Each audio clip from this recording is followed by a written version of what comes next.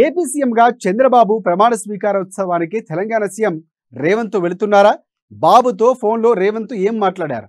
బయటకు బాబుపై నోరు పడేసుకున్న లోపల ప్రేమ ఉందా? ఎన్డీఏ ప్రభుత్వ ప్రమాణ స్వీకారోత్సవానికి రేవంత్ ఎలా వెళ్తారు? దీనిపై కాంగ్రెస్ పార్టీ పెద్దలు ఏమంటున్నారు? ఇంతకీ ఏపీ విషయంలో రేవంత్ వ్యూహమేంటి?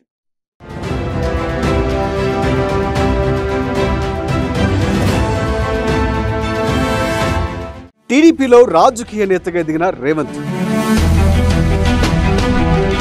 చంద్రబాబు ప్రోత్సాహంతో రాటుదేరిన రేవంత్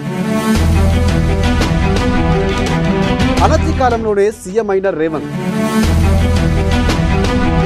నెల 12న ఏపీ సీఎంగా బాబు ప్రమాణ స్వీకారోత్సవం. బాబు ప్రమాణ స్వీకారోత్సవానికి సీఎం రేవంత్.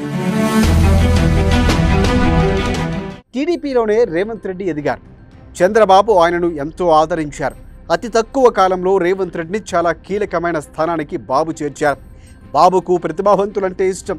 అలాంటి వారిని ఆయన ప్రోత్సహిస్తూ ఉంటారు. అలాగే రేవంత్ రెడ్డిని బాబు టీడీపీలో టాప్ లీడర్గా మార్చారు. అనేక ఇతర కారణాల వల్ల రేవంత్ రెడ్డి కాంగ్రెస్లో చేరిన బాబు అంటే అదే ప్రేమాభిమానాలు ఆయనకు ఉన్నాయి. రేవంత్ రెడ్డి తన మనసులో బాబును గురువుగానే భావిస్తూ ఉంటారు.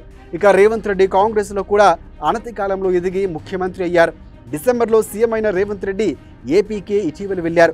ఆయన అనధికారిక పర్యటనగా తిరుమల శ్రీవారిని దర్శించుకొని వెళ్లి వచ్చారు.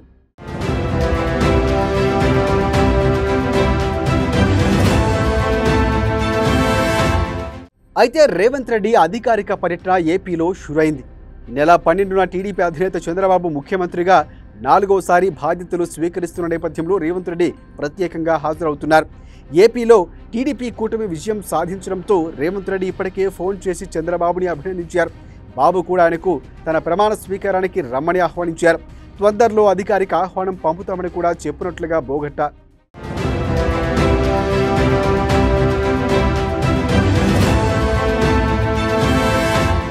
ఇదిలా ఉండగా ఈ ఫోన్ సంభాషణలో రేవంత్ రెడ్డి ఏపీ తెలంగాణ రాష్ట్ర సమస్యలను పరిష్కరించుకోవడానికి కూడా ప్రయత్నం చేయాలని బాబుని కోరినట్లుగా చెబుతున్నారు.